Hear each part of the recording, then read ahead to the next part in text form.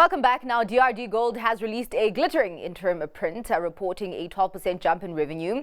The gold producer says its headline earnings per share have increased by 10%, which was aided by an appealing gold price in the first half. Joining us now to help us contextualize these numbers is DRDGold CEO Niël Pretorius. Thank you so much for your time, Niël. How would you say the macroeconomic environment affected DRDGold? Would you say that because of the safe haven status of gold and the higher pricing that it was favorable for the company, or is there more than meets the eye? Look, I think the global dynamics for gold have been, well, if I say global, maybe the dynamics as they're interpreted in the Western economies have been relatively poor with higher interest rates, but there's a lot of gold accumulation taking place. We find that, or it's said that there are a lot of jurisdictions who are exchanging their foreign reserve currency holdings from dollar into gold, and that certainly provided quite a bit of support for gold whenever Western markets wanted to start offloading their gold position or exit their gold positions in favor of technology. It seems nowadays there's a lot of money flowing into the large 7 technology companies. And that's, without a doubt, that's really benefited us. A benefit which is not something that in the long term is sustainable is the fact that the rand has also weakened quite substantially. So we produce in rand, but we sell our product in dollar. So that's also translated well for us in terms of revenues. But that's something that benefit erodes very quickly with inflation, because quite a lot of our costing ultimately is influenced by the buying power of the rand. So the macroeconomics have definitely been favorable. It's been the big factor for us, because production has not really been where we wanted it to be. Production, as you would have seen in the numbers, are down a little bit, and we can have a conversation about that too. Yeah, indeed. I'm going to go back to the cost and production, but just as we're talking about this gold price, I mean, how long then do you anticipate gold to remain a comfort for investors, especially as it seems now that we may have a higher for longer interest rate environment for a while? Yes. Well, I think the global dynamics change in terms of investment patterns. In the past, and I'm talking 5, 10, 15 years ago, whenever sentiment changed against gold in the United States or in London or in Europe, there was very little that caught gold on its way down. So you would have remembered that there have been very significant spikes in the gold price in the past, and then it would come down 30, 40%. So a very steep decline as well. And in the last few years, what we've seen is that certainly has changed. And it's maybe because, as I said earlier, more and more jurisdictions are increasingly uncomfortable having such large exposure in terms of their foreign currency holdings to the US dollar, which they believe there's maybe a bit of an oversupply. There's artificial stimulus in the United States economy. That economy is big enough and apparently is quite comfortable with the idea that a government or a federal bank can become the source of capital. That capital is not something that grows because because of inputs.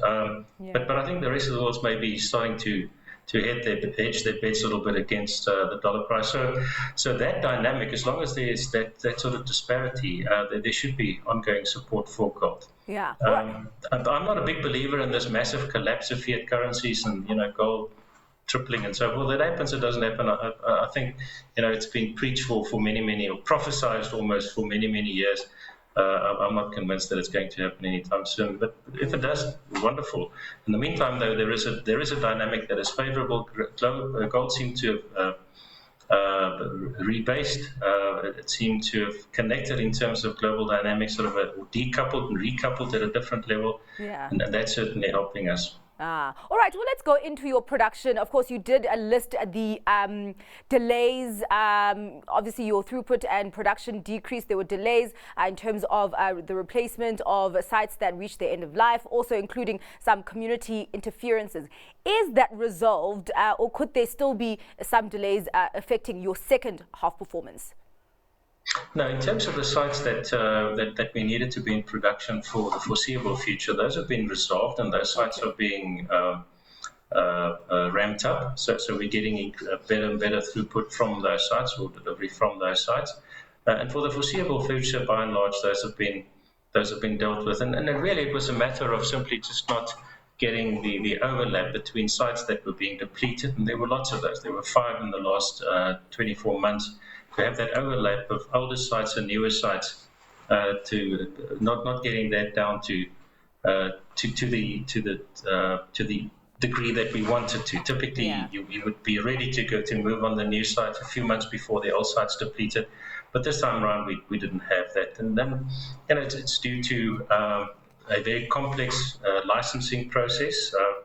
We talk about regulatory delays, and then typically you want to put all the blame at the feet of the regulator, but it is really just both us and the regulator having to deal with an incredibly complex regime, a complex regulatory dispensation, and then sort of navigating that and finally getting to a point where we got the license approved.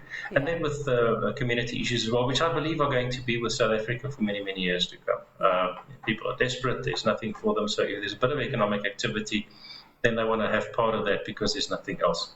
Well, let's talk about the costs. What were the major drivers of the costs? Was it the delays that you had in your operations?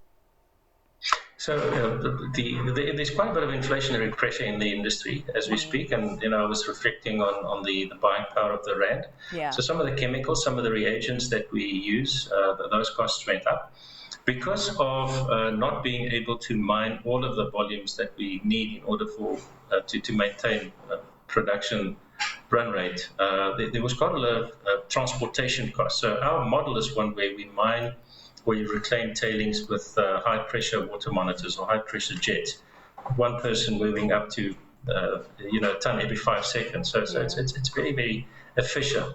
Now, if suddenly you start replacing that, or because you do not have access to all of those sites and you've got to start lifting material with heavy earth-moving machinery and loading it onto trucks, that distorts your cost profile quite significantly. So that had a fairly big impact as well. And we'll see less of that impact now, obviously, in the near and medium term as that is increasingly being phased out. And of course, what we are looking forward to is the impact that our solar plant could potentially have on our cost profile.